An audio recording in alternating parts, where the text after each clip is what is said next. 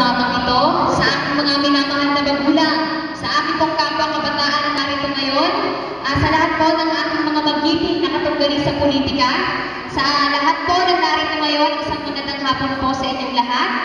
Ako po si Sheila Joy Buciferan ng Bigla Celestial, kumakandidato din po bilang konsehal ng ating bayan. Mga kababayan ko, gusto ko lang pong iparating sa inyo ang tinura ng ating pambansang bayani na ang kabataan ng pag-asa ng bayan. Ito po ang naghamon sa akin, ang naghibok sa akin upang sa murang edad ay suungin ang larangan ng politika, upang bigyan ng totoong boses ang mga kabataan sa konseho. Kung ako po ay bibigyan ninyo ng pagkakataon, gusto ko pong isulang ang Youth Development Program na kung saan ay sasaklaw sa lahat ng kagustuhan ng mga kabataan at Youth Empowerment Program upang kami mga kabataan ay magulat sa aming tungkulin at aming karapatan bilang mamamayan.